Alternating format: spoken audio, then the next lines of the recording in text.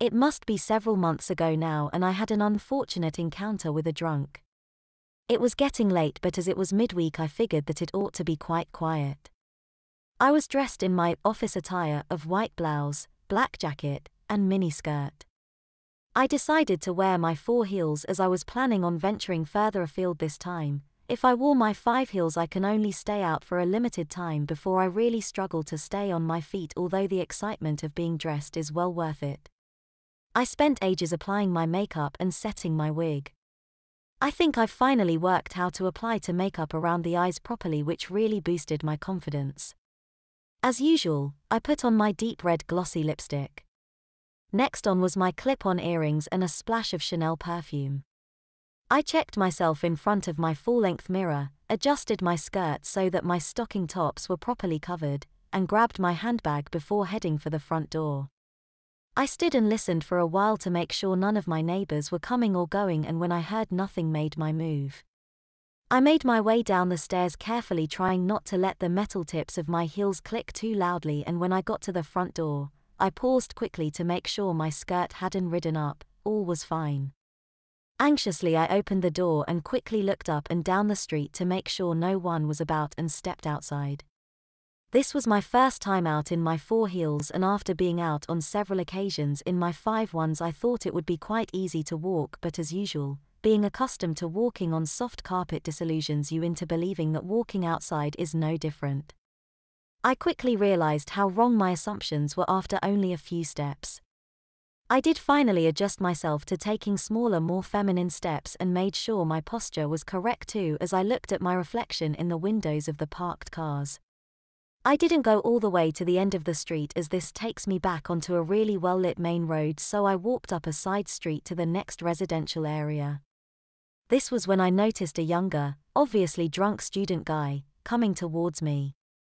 Unfortunately, as this was more of an access road rather than a street, it was not really possible to cross over to the other side to avoid getting too close to him, plus it didn't help matters much since he was staggering down the middle of the road.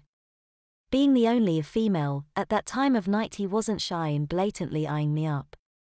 I didn't know what to do. It was too late, and probably asking for trouble, if I turned and retreated, so I had to bite the bullet and carry on walking towards him.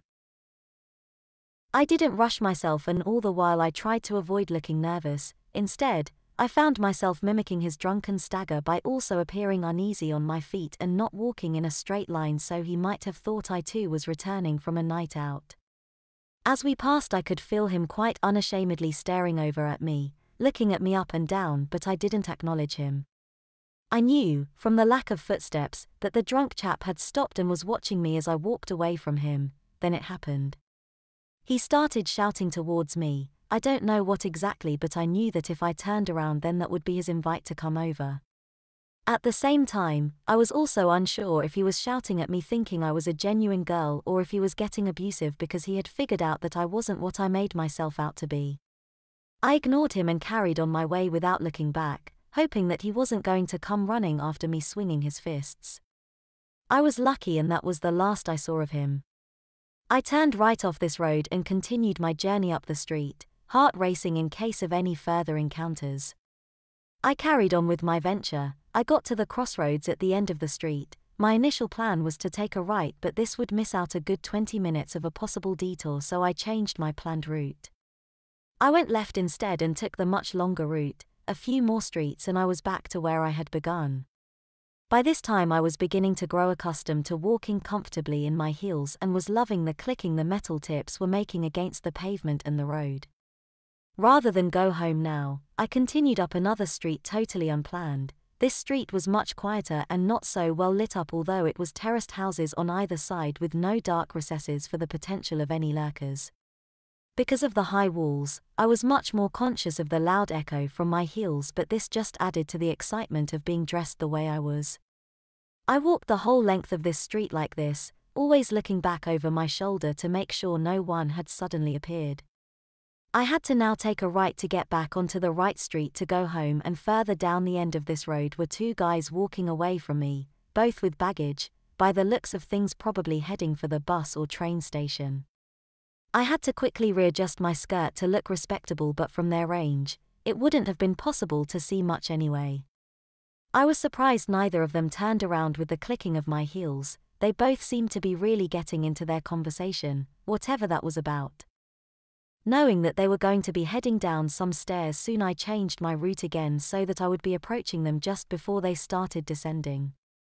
My intuition was right. As I rounded the corner, I saw the two approaching the stairs, then quickly glance up at me before they headed down. I decided that I would now go all the way back to my front door. This, however, proved not such a good idea. Despite listening out hard for people approaching, footsteps, I failed to notice the guy I was about to cross right in front of. I didn't see him until the last minute, and by this time Has was no more than 10 feet from me, approaching from the side. My heart skipped a few beats. I carried on trying not to look back. Instead, as I passed a shop window, I looked over at the glass reflection again and was relieved to see that he wasn't behind me. To make sure, I looked over my shoulder, and right enough, nobody was about. I approached the street with the first drunken guy cautiously and made my way back down it to the safety of my front door.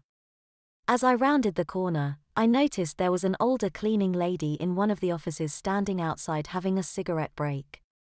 She must have heard me approaching, as she was already looking in my direction as I appeared. As I was walking away from her, she was treated to a rear view of me wearing a totally impracticable miniskirt and black stilettos heels. I wonder what she thought of me.